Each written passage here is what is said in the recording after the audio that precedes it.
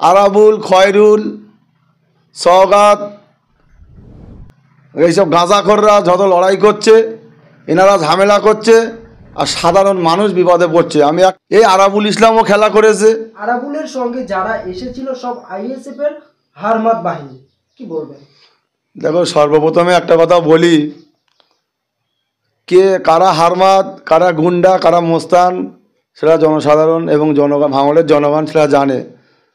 তবে কারা বাইরে থেকে মোস্তান নিয়ে এসেছিল বিগত দিন পঞ্চায়েতে, সেটা ভাঙড়ের জনগণ জানে। তবে আমি ওনাকে বলবো, উনি গতকালকে যে একটা কথা বলেছে, ওনার গালটা ব্যাকা, তো 2026-এ ওনার গাল ব্যাকা, গালটা ওনার সোজা করে দেবে ভাঙড়ের মানুষ।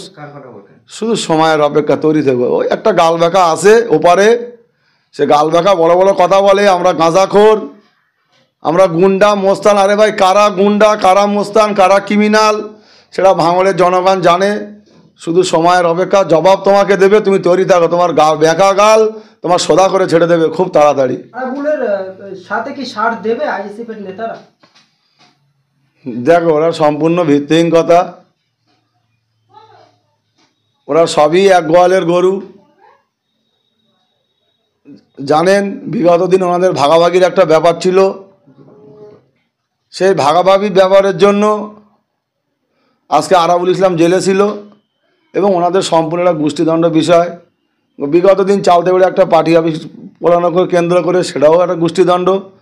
ভাঙড়ে আরাবুল, খয়রুল, সওগাত, এইসব গাঁজাখোররা যত লড়াই করছে, এনারা ঝামেলা করছে, আর সাধারণ মানুষ বিপদে পড়ছে। একটা কথা বলি ভাই, তোমরা ঝামেলা করো, তোমরা মারপিট করো, ঝাই করো, সাধারণ মানুষের কোনো ক্ষতি হলে আমি মহিদুল ইসলাম সেই দিনে ছেড়ে কথা বলবো না।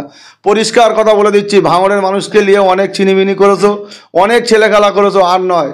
ভাঙড়ের মানুষকে একটু শান্তি দাও, ভাঙড়ের মানুষকে একটু পরিষেবা দাও, ভাঙড়ের মানুষকে ভাঙড়টাকে একটু সমাজ পরিবর্তন করো।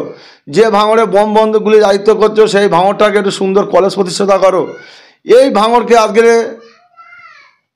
মানুষের কোনো পরিষেবা নেই, মানুষের কোনো আজকে কোনো জায়গায় কোনোভাবে পরিষেবা পাচ্ছে, যে কোনোটা জায়গায় আজকে মানুষ পরিষেবা পাচ্ছে না। আমি চাই ভাঙড়টাকে সুন্দরভাবে করুক, সুন্দর সমাজ গড়ুক, সুন্দর সমাজ তৈরি করুক, আমি এটা চাই। এবং আগামী দিন সেই লক্ষ্যে আমরা এগিয়ে যাচ্ছি। আমাদের পীরজাদা নওশাদ সিদ্দিকী মহাশয়ের লক্ষ্য, সেই লক্ষ্যের দিকে আমরা এগিয়ে যাচ্ছি। মানুষকে পরিবর্তন করতে হবে, মানুষকে শিক্ষিত করতে হবে, সমাজ পরিবর্তন করতে হবে, এবং সমাজ পরিবর্তন করতে একটা পরিবেশ তৈরি করতে হবে। সেই পরিবেশ তৈরি করার পক্ষে আমরা আছি।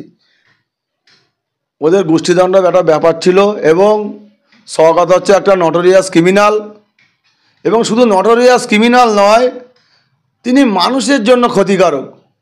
এবং এই সওগাত মোল্লা ভাঙড়ের মানুষকে নিয়ে ছিনিমিনি খেলা করেছে, এই আরাবুল ইসলামও খেলা করেছে। আজকে ভাঙড়টাকে লুটে পেটে খাচ্ছে সওগাত মোল্লা। আজকে এখানে ভাঙড়ে অনেক মধু পেয়েছে, সেই জন্য সওগাত মোল্লারা ছাড়তে চাইছে না। তবে আমি একটা কথা বলবো, ভাঙড়ের মানুষের কাছে আজকে আমার চোখ দিয়ে পানি ঝরছে, আমি খুব কষ্ট পাচ্ছি। যে সওগাত মোল্লা ভাঙড়ে মুড়ির মতন বোমা ফেলেছে, যে সওগাত মোল্লা মানুষের রক্তের হোলি খেলা খেলেছে, সেই সওগাত মোল্লা ভাঙড়ে আজকে কী করে আসছে? আজকে আমার হাসান ভাই, আজকে আমার রেজাউল ভাই, আজকে আরও অনেক ভাইকে নিয়ে আজকে রক্তের হোলি খেলা। আমি আজকে টিএমসি ভাইদেরকে বলবো যে তোমরা কিভাবে নিয়ে আসছো সওগাত মোল্লাকে। আজকে মানুষের রাতের ঘুম কেড়ে নিয়েছে সওগাত মোল্লা। আজকে কিভাবে আসে ভাঙড়ে সওগাত মোল্লা? আমি এই প্রশ্নটা রাখলাম আজকের ভাঙড়ে টিএমসির কিছু নেতাদেরকে।